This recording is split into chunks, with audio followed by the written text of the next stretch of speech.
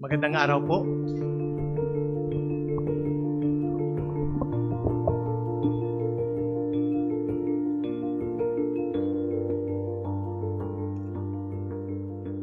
Magandang araw po sa ating lahat. Medyo na mamaos.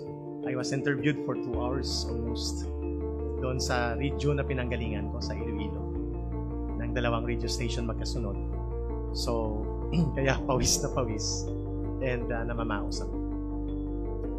Ako po si Ka Eric, openly known as Jeffrey Celis. Alias ko po yung Ka Eric. I am facing the nation today. Sa harap po ninyo, kasama ko mga dating kadre na nandito po. At ako po ay buhay na patotoo that there is no such thing as red tagging na ginagawa ang government. Not only General Parlade or the military and the National Task Force to end local communist armed conflict. Ako po ay inaakusahan nila na nasa narco list. Bakit daw ako lumabas at parang walang credibility sa kay General Parlade for testifying over the program of Lakay Deo Macalma in one station. Tapos nag-react ang mga kadre ng Communist Party of the Philippines, mga enablers and conspirators ng NPA at ng NDF na dati ko mga kasama.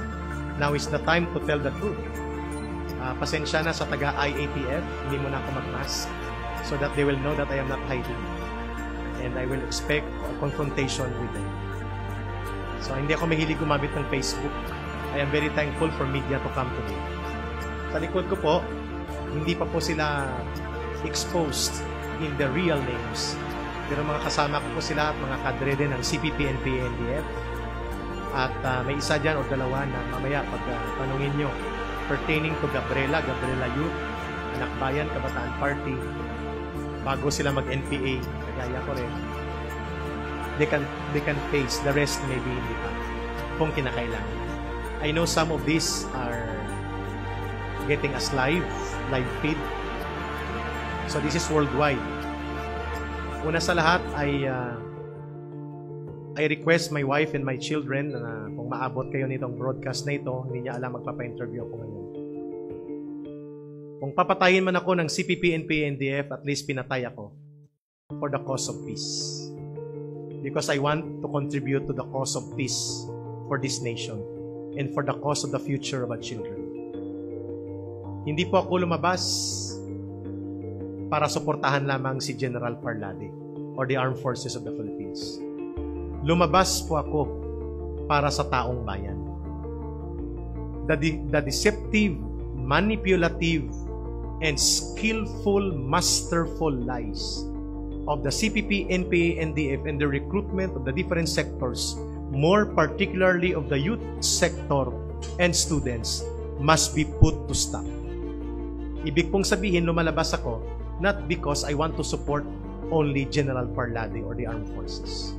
Again, I will emphasize, I am coming out, risking my life, and putting the lives of my loved ones, my wife, my children, my family in Iloilo City in danger, knowing the capacity of my former organization, which I came from, the CPP, NPA, NDF. And kung nakikinig sila at nanonood ngayon, yes, I was mentioned by President Duterte in narco list in 2016. But does it mean na hindi totoo na ako'y naging bahagi ng CPP, NPA, NDF? It does not follow. Number 2, if I was included in that narco list in 2016 by President Duterte, ang sagot ko is very simple. I was there because of a government project. Period. That project is covered by confidentiality and security programs. I don't need to explain to you why am I facing here. So you want to discredit me? Sabi niyo, hindi ako credible. Paano siya naging NPA? Paano siya naging kadre? That's number 1. Number 2, sabi niyo, nagsinungaling yan, hindi yan galing sa UP, at hindi man yan galing sa Samasa. Kasi hindi niyo alam ang tinatawag na alias reference. Alias reference is part of cover operations.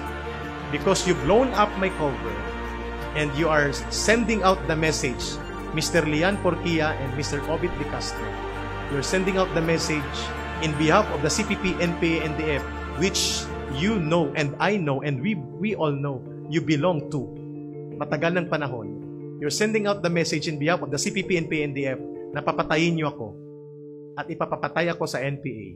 You think titiklop ako? Doon sa sinasabi niyong party list, titiklop ako sa sinasabi niyo nagsisinungaling ako? Baka nakalimutan niyo na ako si Jeffrey Celis, ang aking middle initial ay K. Kontrobersya. Doon ako nabuhay. Pero hindi ko pinagkakaila sa inyo na ang ganitong buhay, nakakaya ko pang tumawa. Kasi it's better to die laughing than to die crying and begging. Hindi po ako magbe-beg sa inyo. Because what I am doing is a service to the people, the Filipino people. The youth, the parents na nabiktima ninyo, na nabiktima natin lahat. Saan ako nagsimula? I was recruited into the College Editors Guild of the Philippines, CEGP, sa West Visayas State University. So ito ba'y pipitsugin ng universidad? Kung minamaliit nyo po ang background ko at sinabi nyo na ginamit ang UP para magbigay ng credential, nagkakamali po kayo. You can check. I was twice valedictorian elementary and high school. Hindi po ako nagsisinungaling. Alam ko pong sinasabi ko. Uulitin ko po, those materials you're attributing to me as lying, ang tawag dyan, alias reference. Gamit yan para isustain ang isang cover. So sabi ko, no need for me to use this mask, Secretary Galvez. IATF, no need for me to hide. At ito'y tuloy-tuloy na. I have burned my bridges. Ang hiningi ko lang po, huwag nyo sanang idamay ang asawa at mga anak. With emphasis sa mga doon sa anak ko. Hindi sa wife. So malinaw tayo doon. Pangalawa po, bakit ako lumabas despite of the danger to my personal safety, to my life? Kasi kailangang matigil na ang recruitment sa kabataan. Matigil na ang pagwasak sa mga pamilya. Matigil na ang walang saysay na pagpatay at mga madugong pamamaraan ng pag-advocate ng ideolohiyang itinakwil na sa buong daigdig. Ang Marxismo, Leninismo at Maoismo ay mga library references ito sa Europe. Hindi ito ginagamit para baguhin ang lipunan. Itinakwil na ito ng Soviet Union, ng Russia, ng China, ng Vietnam, ng Cuba, even the North Korea. And yet, ang paniniwala ng CPP and PNDF, ang solusyon sa ating bayan ay maitayo ang sistemang komunismo at ang sistemang yan magsisimula sa recruitment sa Gabriela, Anak Bayan, LFS, ACT Teachers, ACT, LFS, Kabataan, Anak Pawis, Bayan Muna, mga 23 to 24 mass organizations yan. Hindi ko lang nadala ang presentation. Maybe during the Senate, we will give the presentation ng mga organizations na ito. So I am talking from the basis of direct experience. I am talking on the basis that I am on process of executing my affidavit and sworn statement. Panunumpaan ko ito ng dugo at buhay kung kinakailangan. Yes. Pangatlo, I am coming out because matagal na masyado ang 52 years na pagwasak sa ating bayan.